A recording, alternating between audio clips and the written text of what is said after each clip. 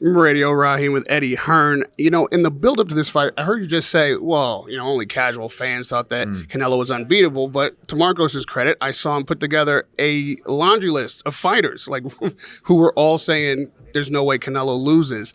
Do you think maybe because he's had so much success, people are getting a little delusional about what is possible in that squared circle? No, because he's the pound-for-pound number one. And he's the best fighter on the planet.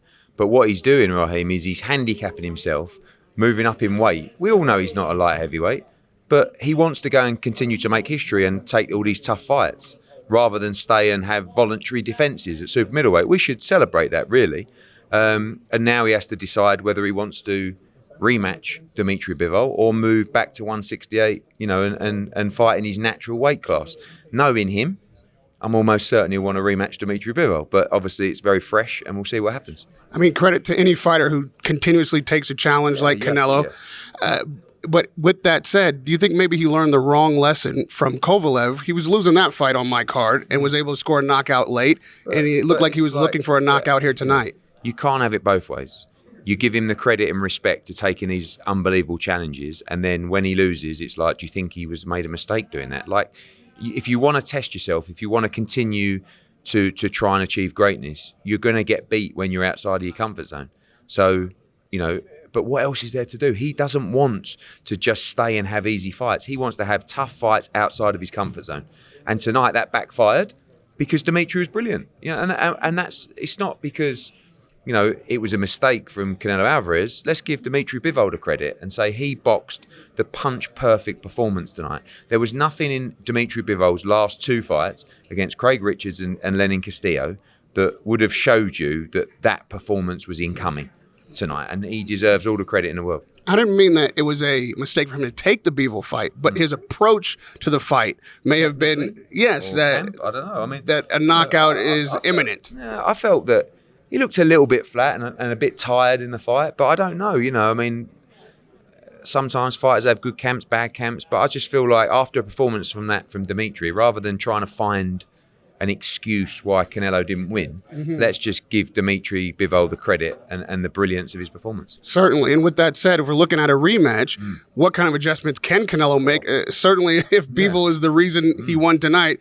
he said he was comfortable, he wasn't gassed, he had fun in there. How can Canelo change that tide? I just said, you know, maybe Dimitri Bivol's a favourite in the rematch. You know, when did we last see that? And it's a huge fight. But it's a very, very tough fight, and you never want back-to-back defeats. So Sal's going to have to lick his wounds and say, but I can't see him not taking it. I mean, it's just, you know, it will burn him inside. I've been with him in the change room. He's devastated. You know, and that's always a good sign. Because if he's not devastated, it's almost like, well, the end is near, and it's nowhere near.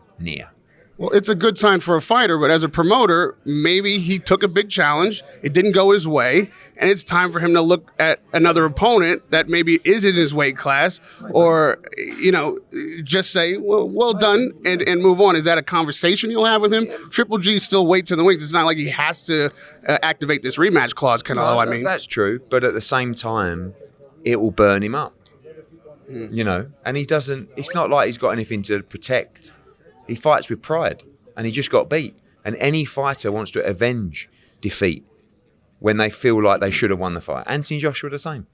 You know, when he boxed Andy Ruiz, people said, don't take the rematch straight away. You just got dropped 5 times, came back, won the fight. Usyk, we shouldn't rematch him. Activate the rematch. This is what fighters do.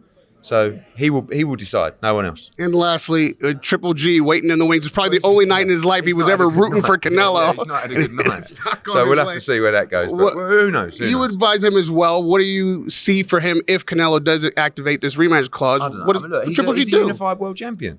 Unified middleweight world champion, great fighter, big star. There's plenty of options for Gennady Golovkin, but obviously this was the big one for him.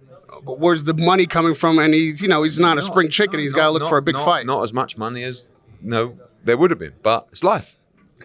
That is life. And tonight it was a hell of a fight. Radio Rahim with Eddie Hearn.